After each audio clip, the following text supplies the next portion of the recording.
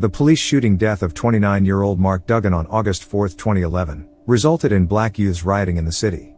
Mark's death spawned several days' worth of unrest in the capital and caused significant damage to people caught in the storm. In just a few days, locally run businesses were looted, burned and destroyed. Additionally, the rioting outbreak gave way to further protests and riots up and down the country, with people becoming victims of violence left and right. Recorded instances of people being yanked from their mopeds and thrown to the ground. By the time that the smoke had cleared in London, £200 million worth of damage had been caused. 2,584 businesses had been destroyed and 664 people had reportedly either been robbed or injured. Furthermore, 231 homes were robbed or vandalized by people taking advantage of the chaos and lack of police presence to commit crime. Clearly, London hadn't expected something like this to happen or spread so quickly.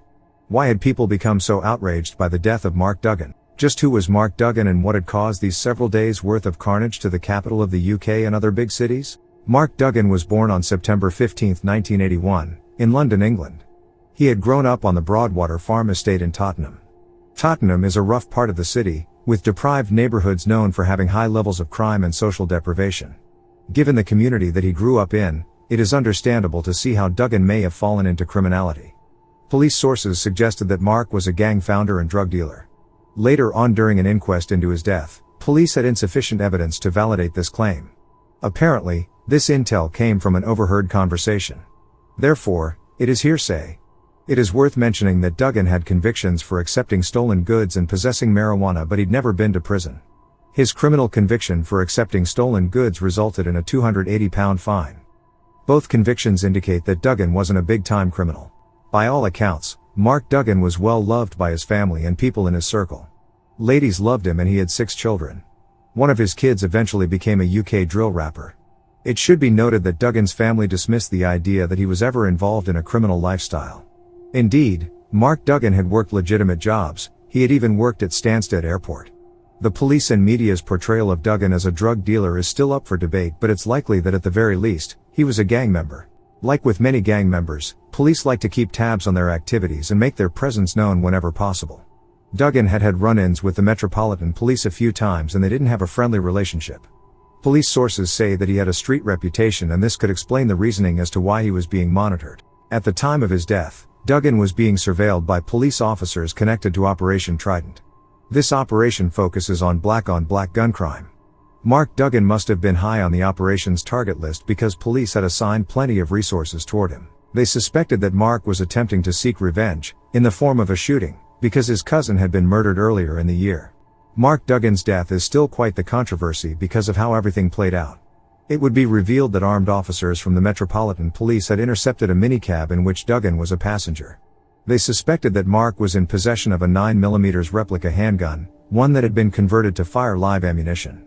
Converted guns are more common in Britain than elsewhere because unless you have top-tier criminal connections, obtaining a regular handgun is difficult.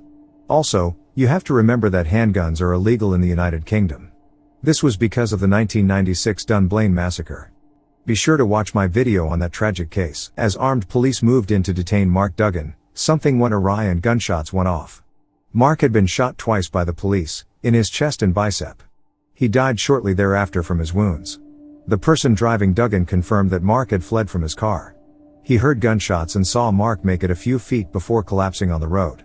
He never mentioned seeing Mark with a gun. Police argued that prior to shooting Mark, they'd issued him commands.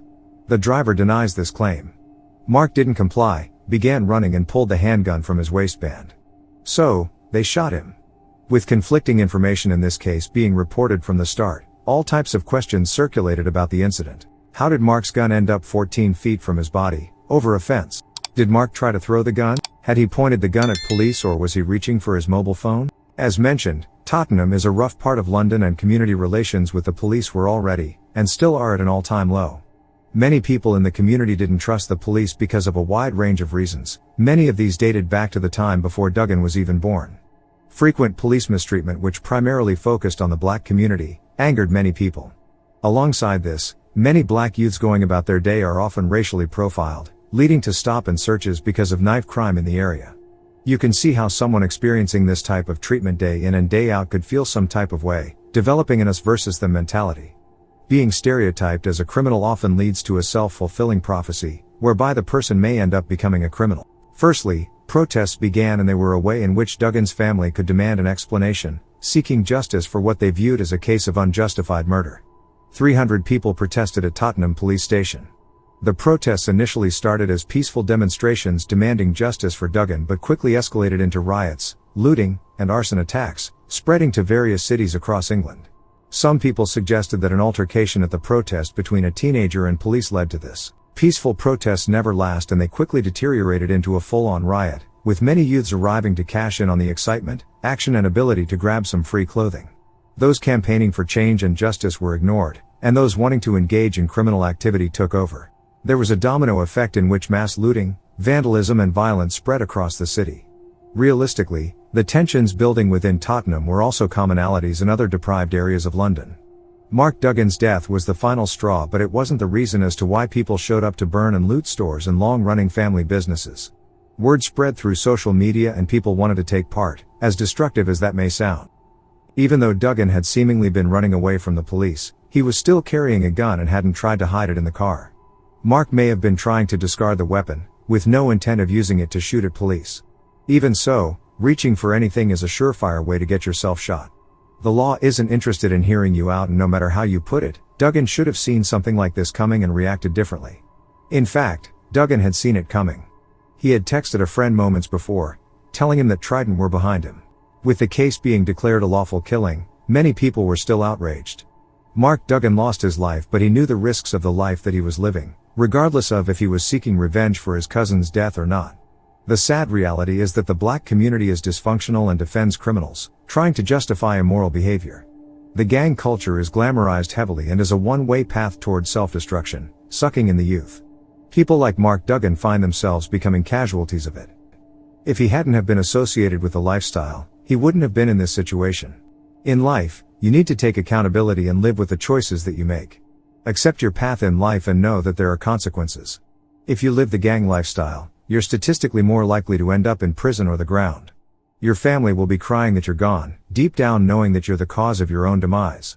Mark Duggan was 29 when he died, and his death spawned a riot, one that led to the destruction of property and livelihoods across London.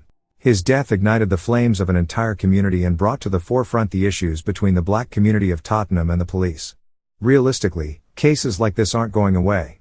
The problems are too ingrained, and crime is on the up as it is. The black community is hurting because of crime and the toxic culture. In my opinion, people need to find an avenue to leave crime-ridden neighborhoods, for the betterment of themselves and their close family.